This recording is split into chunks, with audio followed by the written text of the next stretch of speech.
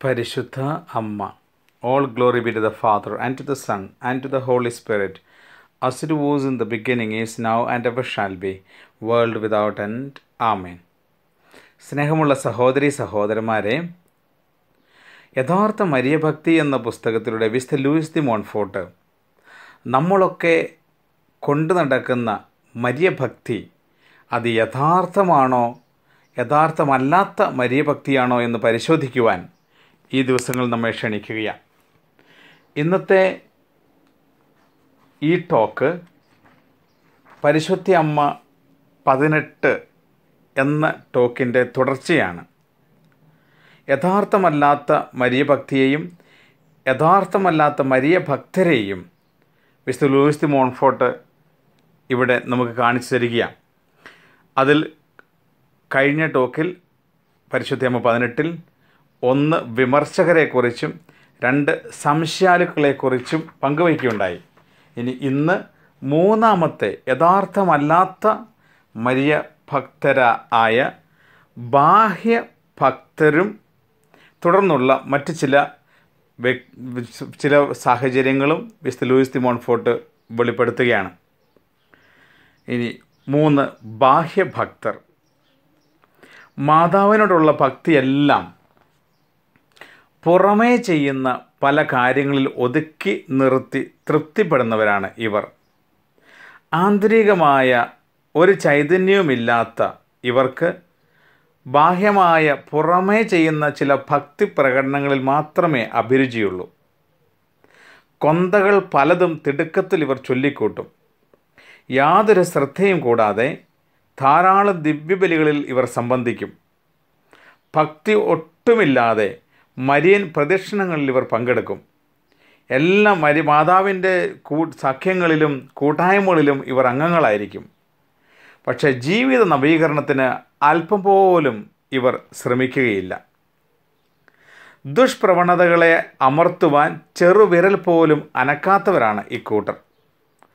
പരിശുദ്ധ കന്യകയുടെ സുഹൃതങ്ങൾ ഒന്നുപോലും അനുകരിക്കുവാൻ ഇവർ തയ്യാറല്ല. പുറമെയുള്ള ഭക്തി പ്രകടനങ്ങൾ മാത്രമാണ് ഇവർക്കിഷ്ടം. ആന്തരികമായ ഭക്തകൃത്യങ്ങളിൽ അവർക്ക് പ്രതിബദ്ധതയില്ല. ഭക്തകൃത്യങ്ങളിൽ നമ്മുടെ പഞ്ചേന്ദ്രിയങ്ങളുടെ ഇന്ദ്രിയപരമായ ആനന്ദം അനുഭവപ്പെടുന്നില്ലെങ്കിൽ അവർ അസ്വസ്ഥരാകും. തങ്ങൾ യാതൊന്നും ചെയ്യുന്നില്ലെന്നാണ് അപ്പോൾ അവരുടെ വിചാരം. തന്നിമിത്തം ഒന്നുകിൽ അവയെല്ലാം അവർ ഉപേക്ഷിക്കും, അല്ലെങ്കിൽ ഒരു വ്യവസ്ഥയും ക്രമവും കൂടാതെ അനുഷ്ഠിക്കും. ഇത്തരം ബാഹ്യമായ ഭക്തരെ കൊണ്ട് നിറഞ്ഞിരിക്കുകയാണ് ലോകം. ആന്തരിക ഭക്തി കാതലായി കരുതലോടൊപ്പം ബാഹ്യാചാരങ്ങളെയും വേണ്ടവിധം പരിഗണിക്കുന്ന യഥാർത്ഥ ഭക്തരെ വിമർശിക്കുവാൻ മുന്നോട്ട് വരുന്നവരാണ് ഇവർ. 4ാമത്തെ കൂട്ടർ, യഥാർത്ഥമായ മരിയഭക്തരല്ലാത്ത 4ാമത്തെ കൂട്ടർ സ്വയം വഞ്ചിതർ എന്ന് വിശുദ്ധ ലൂയിസ് ദി മോൺഫോർട്ട് അവരെ വിളിക്കുകയാണ്. സ്വയം വഞ്ചിതർ. ദുഷ്പ്രവണതകൾക്ക് അടിപ്പെട്ട് ജീവിക്കുന്ന പാപികൾ ആണ് ഈ കൂട്ടർ. ക്രിസ്ത്യാനികളെന്നും മരിയഭക്തരെന്നുമുള്ള മനോഹര നാമങ്ങളിൽ തങ്ങളുടെ അഹങ്കാരം, ദ്രവ്യാഗ്രഹം, അശുദ്ധത, മദ്യപാനം, കോപം, ദൈവനിന്ദ, അനീതി, അപവാദം മുതലായ പാപങ്ങളെ മറച്ചു വയ്ക്കുന്നു ഇവർ. തങ്ങളെ തന്നെ തിരുത്തുന്നതിന് ആത്മാർത്ഥമായി പ്രയത്നിക്കാതെ അവർ മരിയഭക്തരെന്ന പേരും പേറി ശാന്തമായി ഉറങ്ങുന്നു. ദൈവമെല്ലാം ക്ഷമിച്ചുകൊള്ളുമെന്നാണ് അവരുടെ ഭാവം. അവർ കൊന്ത ചൊല്ലുകയും ശനിയാഴ്ച തോറും ഉപവസിക്കുകയും ഉത്തരീയ സഖ്യത്തിലോ പരിശുദ്ധ അമ്മയുടെ ജപമാലയുടെ പല കൂട്ടായ്മകളിലോ ചേരുകയും ഉത്തരീയം, ബന്ധിങ്ങം, ജപമാല തുടങ്ങിയവ ധരിക്കുകയും ചെയ്യുന്നുണ്ടാകാം. മരണാവസരത്തിൽ പാപമോചനം പ്രാപിക്കുന്നതിനും നിത്യഭാഗ്യം ലഭിക്കുന്നതിനും അത് മതിയെന്നാണ് ഇപ്രകാരമുള്ളവരുടെ വിശ്വാസം. ഇത്തരം ഭക്തി പിശാചിൻ്റെ തന്ത്രവും അപകടകരമായ സാഹസികതയുമാണെന്ന് പറഞ്ഞാൽ അവരത് വിശ്വസിക്കുകയില്ല. അവർക്ക് ചില മറുപടികൾ പറയാനുണ്ടാകും. ദൈവം നല്ലവനും കാരുണ്യവാനുമാണ്. നശിപ്പിക്കുന്നതിനല്ല, അവിടുന്ന് നമ്മെ സൃഷ്ടിച്ചത്. പാപം ചെയ്യാത്ത ഒരു മനുഷ്യനില്ല. കുമ്പസാരം കൂടാതെ ഞങ്ങൾ മരിക്കുക അസാധ്യം. മരണസമയത്ത് ഒരു പരിപൂർണ അനുതാപം മതിയാകും സ്വർഗം പ്രാപിക്കാൻ. ഇങ്ങനെ 100 ന്യായങ്ങൾ അവർ ഉന്നയിക്കും. തങ്ങൾ മരിയ ഭക്തരാണ്. മാതാവിൻ്റെ ജപമാലയും ബന്ധിങ്ങവും ഉത്തരയുമൊക്കെ ഞങ്ങൾ ധരിക്കുന്നുണ്ട്. അനുദിനം മാതാവിനോട് ഞങ്ങൾ പ്രാർത്ഥിക്കുന്നു. ചിലപ്പോഴൊക്കെ ജപമാല ഒപ്പീസും ചൊല്ലാറുണ്ട്, ഉപവസിക്കാറുണ്ട് എന്നെല്ലാം അവർ പറയും. കേട്ടിട്ടുള്ളതോ വായിച്ചിട്ടുള്ളതോ ആയ കഥകളെല്ലാം പറഞ്ഞു തുടങ്ങും തങ്ങളെ തന്നെ ന്യായീകരിക്കുവാൻ. അത് വാസ്തവമാണോ അല്ലയോ എന്നത് അവർക്ക് ചിന്താ വിഷയമേ അല്ല.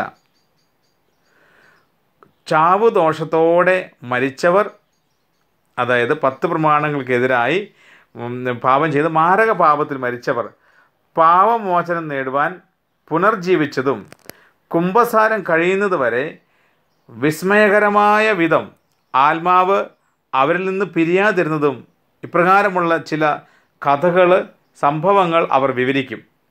ജീവിതകാലത്ത് മാതാവിൻ്റെ സ്തുതിക്കായി ചില പ്രാർത്ഥനകൾ ചൊല്ലുകയോ ഭക്തകൃത്യങ്ങൾ അനുഷ്ഠിക്കുകയോ ചെയ്തിരുന്നതിനാൽ മാതാവിൻ്റെ പ്രത്യേക കാരുണ്യം വഴി മരണസമയത്ത് പൂർണ്ണമായ മനസ്താപവും പാപപ്പൊറുതിയും അങ്ങനെ നിത്യരക്ഷയും പ്രാപിച്ചതും മറ്റ് തന്മയത്വത്തോടെ അവർ വിവരിച്ച് കേൾപ്പിക്കും. ഇപ്രകാരം തങ്ങൾ രക്ഷപ്പെടുമെന്നാണ് ഇവരുടെ പ്രതീക്ഷ. ക്രൈസ്തവരുടെ ഇടയിൽ പൈശാചികമായ ഈ സ്വയം വഞ്ചനയേക്കാൾ ശാപാർഹമായി മറ്റൊന്നുമില്ല എന്നാണ് വിശുദ്ധൻ അഭിപ്രായപ്പെടുന്നത്. മറിയത്തിൻ്റെ അരുമസുതനായ ക്രിസ്തുവിനെ നാം നിഷ്കരണം പാപങ്ങളെ കുത്തിമുറിപ്പെടുത്തി ക്രൂശിച്ച് അപമാനിക്കുക വഴി മറിയത്തെ സ്നേഹിക്കുകയും ബഹുമാനിക്കുകയും ചെയ്യുകയാണെന്ന് എങ്ങനെ നമുക്ക് അവകാശപ്പെടാൻ കഴിയും? അത്തരക്കാരെ തൻ്റെ കാരുണ്യം വഴി മറിയം രക്ഷിക്കുന്നെങ്കിൽ പാപത്തിന് അനുവാദം നൽകുകയും തൻ്റെ തിരുക്കുമാരനെ ക്രൂശിക്കാൻ സഹായിക്കുകയുമായിരിക്കും ചെയ്യുക. ഇപ്രകാരം മറിയം പ്രവർത്തിക്കുമെന്ന് ചിന്തിക്കുവാൻ ആര് ധൈര്യപ്പെടുമെന്ന് വിശുദ്ധ ലൂയിസ് ദി മോൺഫോർട്ട് ചോദിക്കുകയാണ്. സ്നേഹമുള്ള സഹോദരങ്ങളെ, ഒരുപക്ഷെ നമ്മളിൽ പലരും ഇപ്രകാരമുള്ള അപകടകരമായ യഥാർത്ഥ മരിയഭക്തരല്ലാതെ ലോകത്ത് ജീവിക്കുന്നുണ്ടാകാം. നമ്മൾ ആത്മാർത്ഥമായി നമ്മുടെ മാതാവിനോടുള്ള ഭക്തി, ഈശോയോടുള്ള ഭക്തി വിശകലനം ചെയ്യുകയും പരിശോധിക്കുകയും നമ്മുടെ വലിയ ഭക്തി യഥാർത്ഥമാണോ യഥാർത്ഥമല്ലാത്തതാണോ, എന്തെങ്കിലുമൊക്കെ ചെയ്തു കൂട്ടി നമുക്ക് കൃപകൾ ലഭിക്കാതെ നിത്യരക്ഷ നഷ്ടപ്പെടുന്ന സാഹചര്യത്തിലൂടെ കടന്നു പോകുന്നുണ്ടോ എന്ന് പരിശോധിച്ച് യഥാർത്ഥമായ മരിയഭക്തരായി മാറുവാൻ ദൈവം നമ്മെ ക്ഷണിക്കുകയാണ്. ഈ കൃപയ്ക്ക് വേണ്ടി നമുക്ക് പ്രാർത്ഥിക്കാം. സർവശക്തനായ ദൈവം നിങ്ങൾ ഓരോരുത്തരെയും സമർത്ഥമായി അനുഗ്രഹിക്കട്ടെ. God bless you all.